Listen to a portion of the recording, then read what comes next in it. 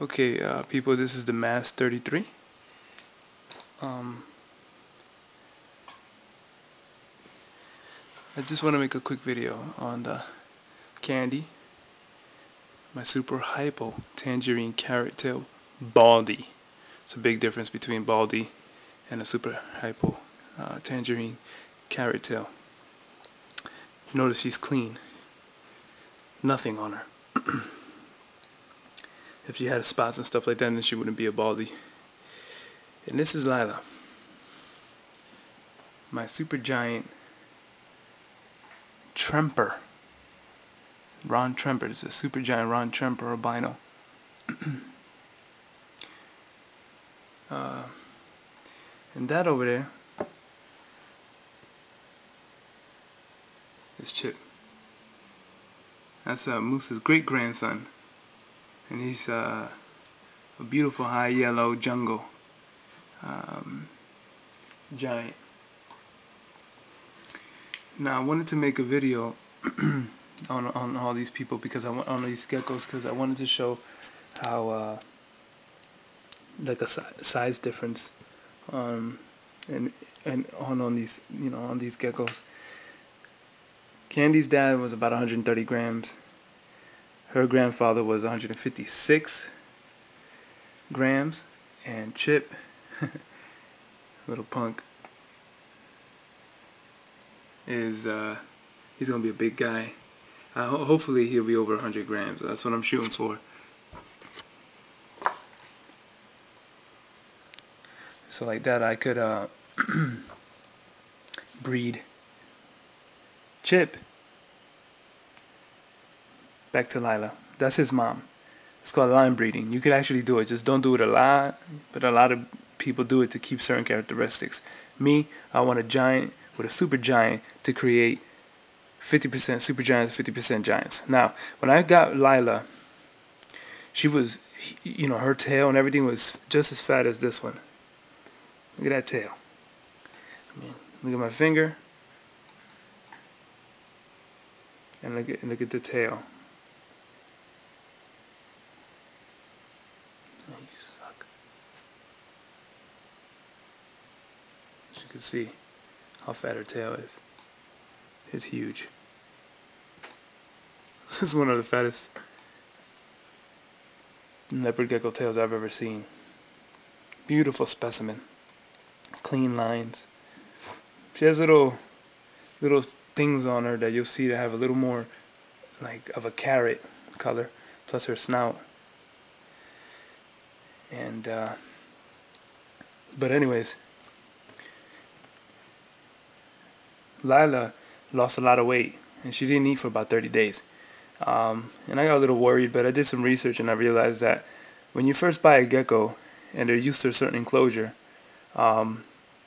they'll end up not eating for a while, especially if you move things around. So if your gecko isn't eating, don't right away get stressed out.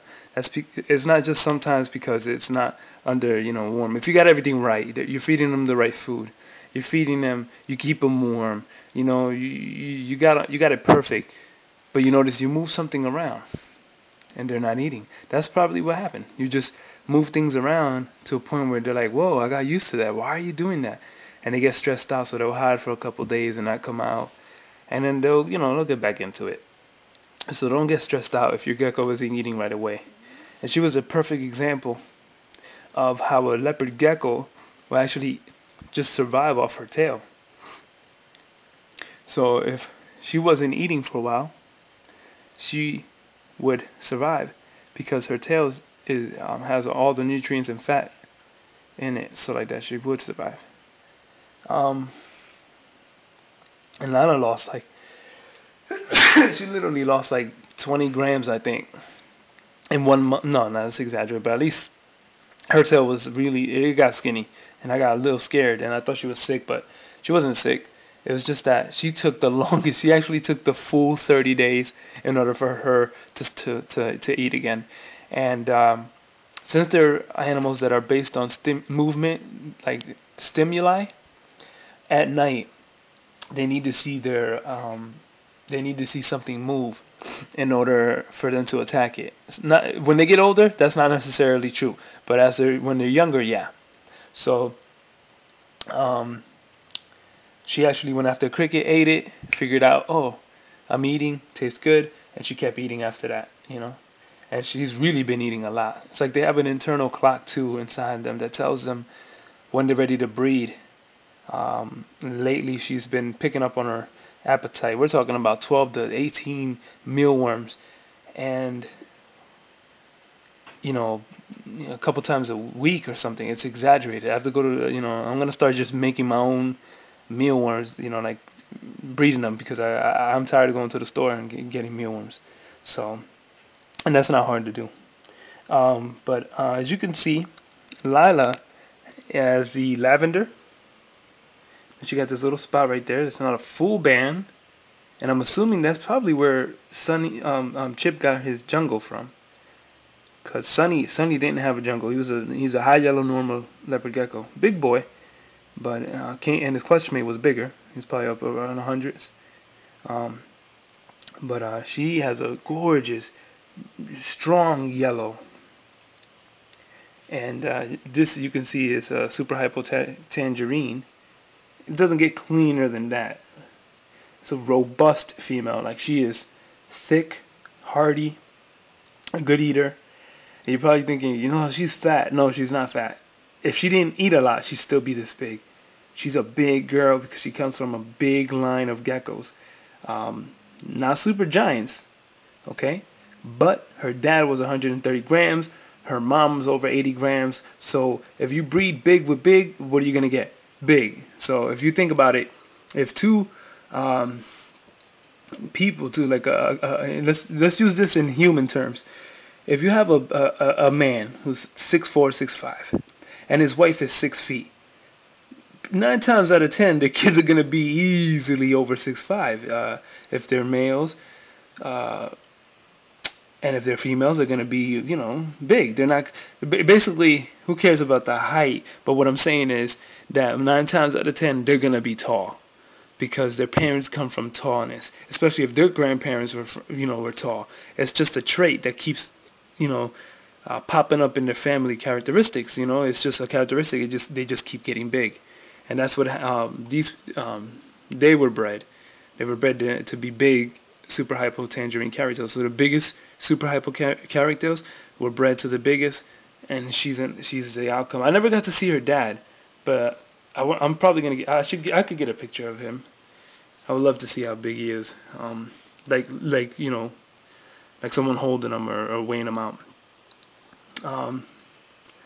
And this is the guy. Now, let's say the next breeding season, I'm trying to get him up because for males, as long as they're over 40 grams, they can be bred. And no, it won't stunt their growth. If you breed them early, it does not stunt their growth. They will keep growing, okay? A giant is going to be a giant no matter what you do to it, unless he contracts like a parasite from some other, let's say you went to Petco and you were playing with that, with animals, with holding leopard geckos there, and then you came home, didn't wash your hands, and those leopard geckos had a parasite. You just passed that on to your colony at your house, and guess what?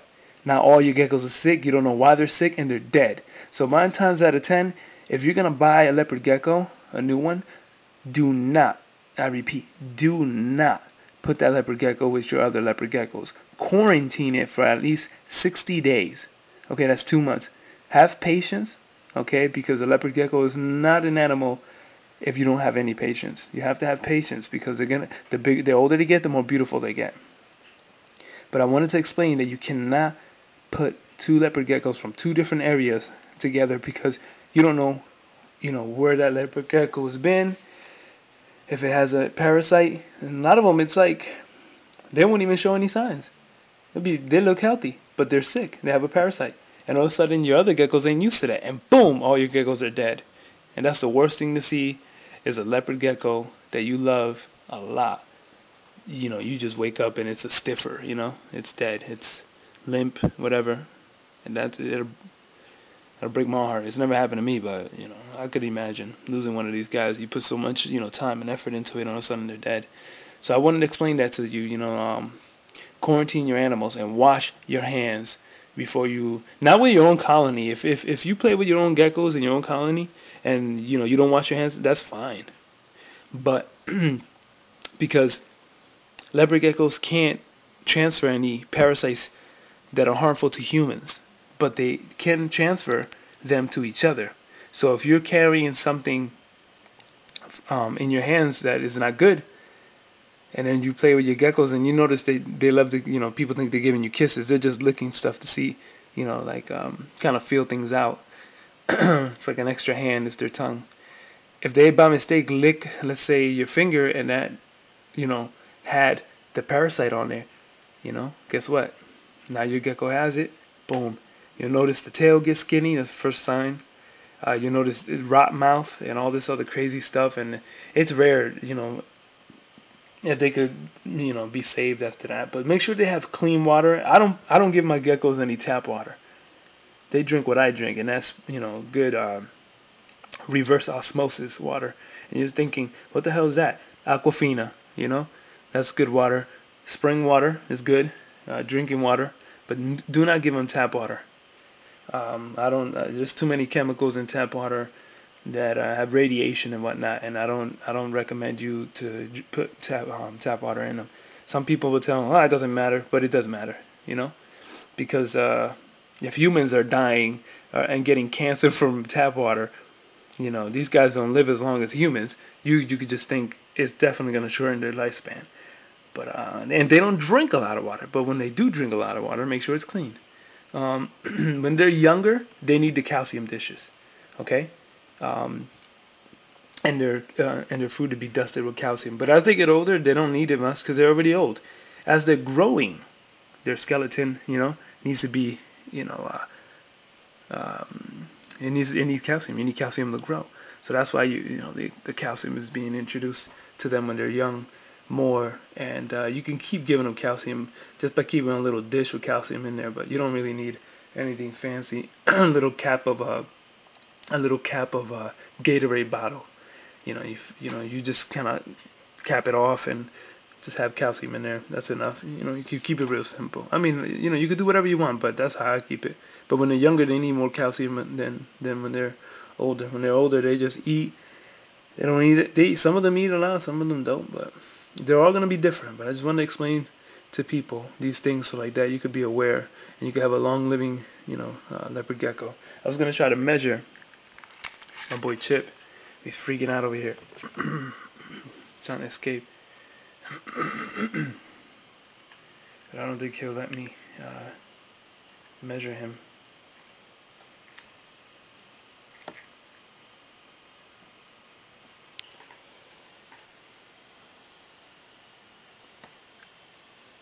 He's like, what is that?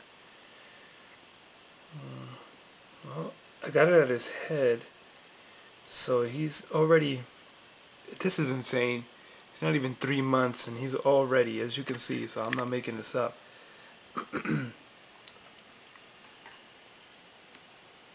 there we go. Put that down. He's over 6 inches. I'm not even cheating.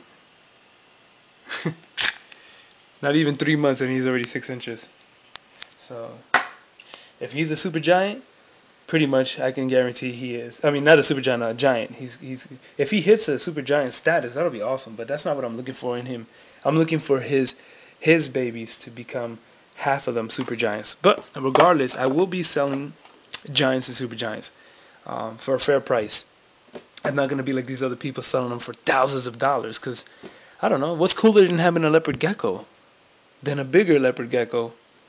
All right, like a big leopard gecko. So everybody's like, "Whoa, I never seen one that big." And I love going to reptile stores and like PetSmart and Petco and just laughing at their little puny leopard geckos. I'm making fun of them. They're all cute to me. I love them to death. I really do.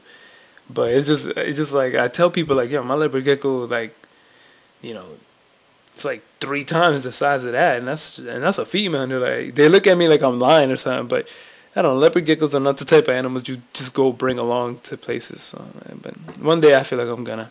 Over and out. This is the Mass 33, and I hope this helps people in the holidays. in case, because I know a lot of you guys are home. Okay? Peace.